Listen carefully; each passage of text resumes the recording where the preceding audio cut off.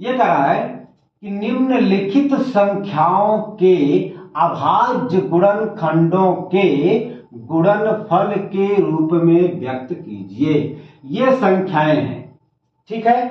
इनका जो है हमें अभाज्य गुणनखंड करना है और उन अभाज्य गुणनखंडों को आपस में गुणनफल के रूप में व्यक्त करना है इनको, ठीक है।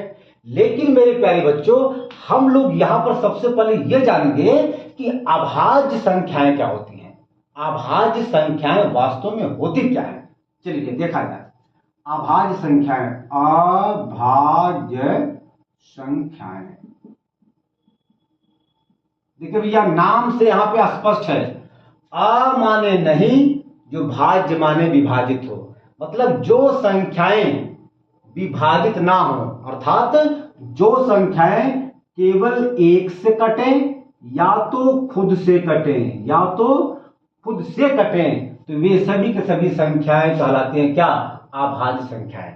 जैसे आपका 2 है, 3 है, देखिए भैया 2 है, आपका 2 है, 3 है, 5 है ना, 7 है, 11 है, 13 है आपका, ठीक है, 17 है, 19 है, और भी हैं ऐसे।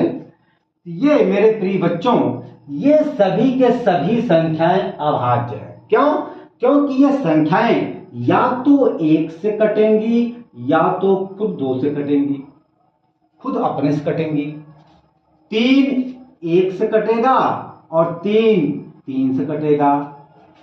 5 1 से कटेगा और 5 5 से कटेगा। 7 1 से कटेगा और 7 7 से कटेगा। 11 1 से कटेगा और 11 11 से कटेगा। 13 1 से कटेगा, 13 13 से कटेगा। 17 1 से कटेगा, 17 17 से कटेगा। ओके, चलिए 19 1 से कटेगा, 19 19 से कटेगा। कहने का मतलब बेटा यह हुआ कि जो संख्या या तो एक से कटे या खुद से कटे, वही संख्याएं कहलाती हैं अभाज्य संख्याएं। ठीक है बेटा, इसको अंग्रेजी में कहते हैं प्राइम नंबर। अभाज्य संख्याओं को अंग्रेजी में prime number, PRIME number, NUMBER कहते हैं। ठीक है, तो आपका 2 3 5 7 11 13 17 19 और भी आगे हैं, तो ये सभी के सभी संख्याएं कहलाती हैं क्या, अभाज्य संख्याएं, प्राइम नंबर। तो आप इसको नोट करिए, फिर हम आगे चलते हैं। भैया हो गया? ओके बेटा, चलिए अब आपका जैसे पहला सवाल यहां पे दिया गया है 140, पहला सवाल दिया गया है 140 भैया। अब हम लोग जो है 140 का अभाज्य गुणनखंड करेंगे मेरे प्रिय बच्चों। ठीक है, चलिए देखा जाए।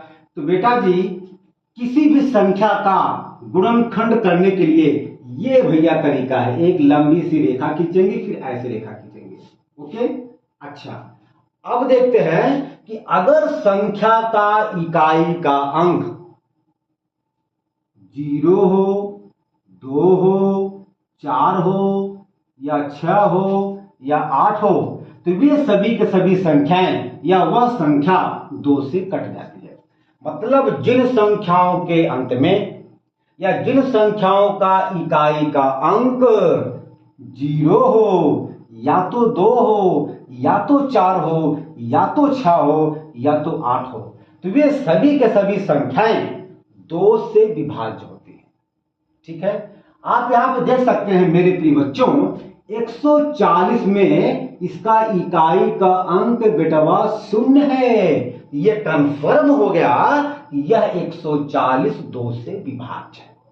ओके बेटा जी, चलिए काटें, चलिए तो काटेंगे।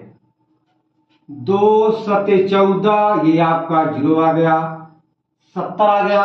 70 का जो इकाई का अंक है बेटवा वह 0 है, अर्थात यह 70 भी 2 से कट जाएगा। काटो भैया, देखिए 2 3 6, 7 में से 6 जाए 1 और ये 0 हुआ 10, 2 पच्चे 10।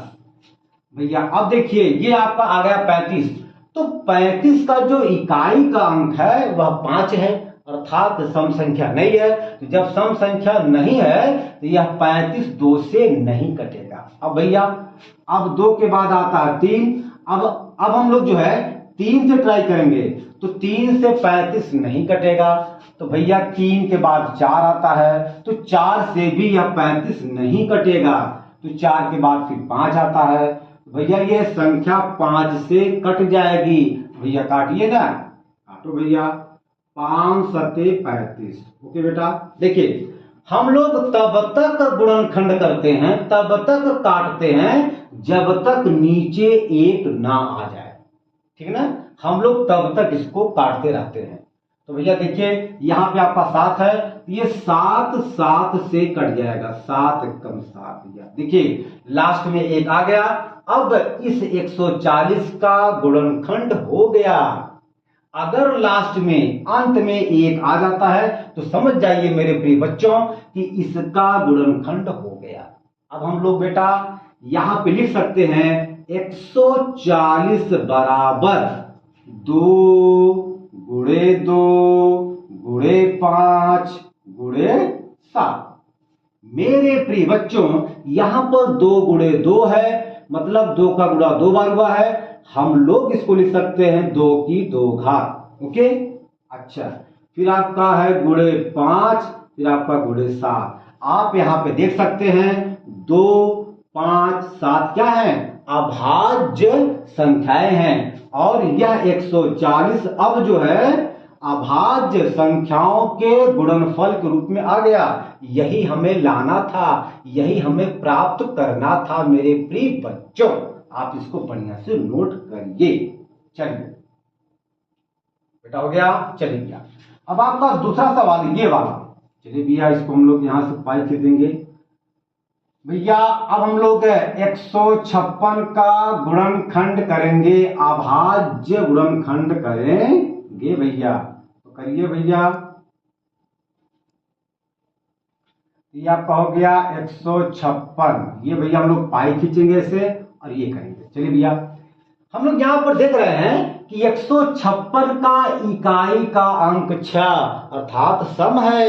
अगर किसी संख्या का इकाई का अंक सम संख्या है, मतलब अगर 0 है 2 है 4 है 6 है 8 है, तो हम लोग जानते हैं कि ये संख्याएं 2 से विभाजित हैं, अर्थात ये सम संख्याएं, और सम संख्या हमेशा 2 से डिवाइड होती हैं, 2 से कट जाती हैं। तो ये कंफर्म हो गया कि 156 2 से कटेगा। भैया काटिए ना, क्या दिक्कत है। चलिए भैया देखिए 2 सते 14। ओके बेटा, 15 में से 14 देखिए 1 में तो भाग जाएगा नहीं। हम लोग जो है 5 को मिलाएंगे तो हो जाएगा 15। अब 15 में 2 से भाग जाएगा तो 2 सते 14। अब देखिए 15 में से 14 जाए 1 और ये 6 हुआ 16 और 2 अट्ठे भैया 16। अब देखिए भैया 78 आ गया। तो 78 का इकाई का अंक 8 है, मतलब सम संख्या है, तो यह अभी भी 2 से कटेगा। तो भैया जी काटिए ना। चलिए तो 2 तिहाई 6, 7 में से 6 जाए 1, ये 8 हुआ 18, तो 2 नवा 18 भैया। अब देखिए 39 आ गया, यानी कि 39 का इकाई का अंक विषम है। इसका मतलब यह संख्या 2 से नहीं कटेगा। कौन? 39। अब हम लोग 2 के बाद 3 आता है, अब हम लोग 3 से ट्राई मारेंगे तो बेटवा ये 39 3 से कट जाएगा। तो काटिए ना भैया, 3 1 कम 3, 3 3 कम 9। अब देखिए भैया लास्ट में आ गया 13, तो 13 केवल 13 से ही कटेगा। 13 1 कम 13। मैंने आपको बताया कि हम लोग तब तक काटते हैं जब तक कि लास्ट में 1 ना आ जाए। जब 1 आ जाता है तो हम लोग समझ जाते हैं कि इसका या संख्या का गुणनखंड हो गया है। तो भैया हो अब हम लोग इसको यहां पर लिख सकते हैं क्या, 156 बराबर 2 गुणे 2 गुणे 3 गुणे 13 भैया, ठीक है ना। यहां पर 2 का गुणा बेटा 2 बार हुआ है, हम लोग इसको लिख सकते हैं 2 की 2 घात फिर गुणे 3 गुणे 13 भैया। आप यहाँ पे देख सकते हैं ये 2 ये 3 ये 13 क्या है, ये अभाज्य संख्याएं हैं और ये बेटवा 156 के बराबर है, यही हमें लाना था। चलो हो गया। चलिए भैया इसको आप बढ़िया से नोट करिए। हो गया बेटा जी, हो गया। ओके भैया मिटा दें। चलिए ओके मेरे प्रिय बच्चों, मेरे सुंदर सुंदर बच्चों, आप इसको बढ़िया से देखिए समझिए, ठीक है। चलिए भैया अब आपका तीसरा सवाल यहां पे है। तीसरा 3825 का हमें अभाज्य गुणनखंड करना है। मैंने आपको बताया कि हम लोग ये देखते हैं कि संख्या का इकाई का अंक सम है कि विषम है। हम लोग यहाँ पे देख सकते हैं कि इसका इकाई का अंक विषम है, माने 5 है, तो ये संख्या 5 से कट जाएगी। लेकिन हो सकता है कि यह संख्या 3 से भी कट जाए। तो भैया काटिए, 3 एकम 3, 3 दूनी 6, 8 में से 6 जा 2 और ये 2 हुआ 22, 3 7 21, 22 में से 21 जा 1 और ये 5 हुआ 15, 3 बच्चे 15 भैया। होए होए ये संख्या 3 से कट गई। चलिए भैया देखिए ये आ गया 1275, तो यह संख्या 3 से कट जाएगा। देखिए 3 चौके 12, ओके, 3 दूनी 6, 7 में से 6 जाए 1, ये 5 हुआ 15, 3 बच्चे 15 भैया। चलिए भैया अब हम लोग यहाँ पे ट्राई मारते हैं कि क्या ये जो 425 आया है ये 425 3 से डिवाइड है। ये 3 एकम 3, 3 चौके 12 ना, ये 3 से नहीं कटेगा। तो अब ये कंफर्म हो गया कि यह 425 5 से कटेगा। अगर किसी संख्या का इकाई का अंक 0 हो या 5 हो तो वह संख्या 5 से कट जाती है। भैया देखिए 425 का जो इकाई का अंक है वह 5 है, तो 425 5 से भैया कट जाएगा। तो काटिए ना, काटिए। देखिए भैया 4 में तो भाग नहीं जाएगा 5 से, हम लोग 2 को मिला लेंगे हो जाएगा 42। अब 42 जो है 5 से बड़ा हो गया, तो अब 42 में 5 से भाग जाएगा। तो भैया करिए 5 8 40, 42 में से 40 जाए 2 और ये 5 हुआ 25 भैया, 5 बचे 25, ये भैया आ गया 85, 85 5 से कट जाएगा। 5 एकम 5, 8 में से 5 जाए, 8 में से 5 जाए 3, ये 5 हुआ 35 और 5 सत्ते 35 भैया। ये 17 केवल 17 से ही कटेगा, 17 एकम 17 भैया। अब हम लोग इसको लिख सकते हैं 3825 को बराबर 3 गुणे 3 गुणे 5 गुणे 5 गुणे 17 भैया जी। देखिए यहां पर 3 का गुणा 2 बार हुआ है, यहां पर 5 का गुणा बेटा 2 बार हुआ है, तो हम लोग इसको लिख सकते हैं 3 की 2 घात। अरे भैया हम लोग जानते हैं कि किसी संख्या का जितनी बार गुणा होता है उस संख्या का उतनी घात लिखा जाता है। यहां पर 3 का गुणा 2 बार हुआ है, तो बेटवा यहां पे हो जाएगा 3 की 2 घात। फिर बेटा ठीक उसी प्रकार जो है यहां पर 5 का गुणा 2 बार हुआ है, तो 5 की 2 घात और यहां पर केवल आपको 17 है। हम लोग यहां पे देख सकते हैं कि 3 5 और 17 ये अभाज्य संख्याएं है बेटा, अभाज्य संख्याएं हैं। हम लोग इसको लिख सकते हैं 3825, ये आपका हो गया। 3825 जो है अभाज्य संख्या 3 5 17 के गुणनफल के रूप में हमने लिख दिया। ओके बेटा जी, आप इसको बढ़िया से नोट कर लीजिए। चलिए हो गया, इसको मिटा दी बेटा जी। चलिए भैया हो गया बेटा जी। चलिए अब मेरे प्रिय बच्चों आपका चौथा सवाल है, क्या है 5005।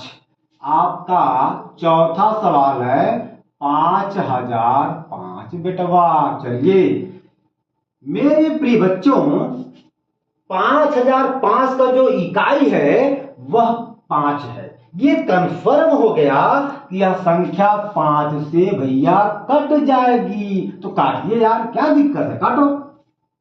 चलो भैया, 5 एकम 5, 0 0, फिर 5 एकम 5। ये भैया जी ये संख्या कटेगा 7 से। 7 एकम 7, 10 में से 7 जाए 3, और ये 0 हुआ 30, 7 चौक 28, 28 में से 30 में से 28 जाए 2, ये 1 हुआ 21, और 3 सत्ते 21 भैया। 3 सत्ते 7 सॉरी 7 21 भैया। देखिए 7 एकम 7, 10 में से 7 जाए 3, और ये 0 हुआ 30, फिर 7 चौक 28, 30 में से 28 जाए 2, और ये 1 हुआ 21, फिर 7 3 21 बेटा। ये संख्या 7 से नहीं कटेगी भैया, ये संख्या कटेगी 11 से। 11 एकम 11, 14 में से 11 जाए 3, और ये 3 हुआ 33, 11 3 बेटा 33। अब ये 13 केवल 13 से ही कटेगा, तो भैया काटिए। 13 एकम 13 भैया, लास्ट में 1 आ गया तो इसका गुणनखंड निकल गया। हम लोग इसको लिख सकते हैं क्या, 5000, ध्यान दो भैया, 5005 को हम लोग लिख सकते हैं क्या, 5 गुणे 7 गुणे 11 गुणे भैया 13, ठीक है ना। ये देखिए ये अभाज्य संख्या 5 7 11 13 के गुणनफल के रूप में हमने इसको लिख दिया। भैया आप इसको बढ़िया से नोट करिए। अब हम आगे चलेंगे।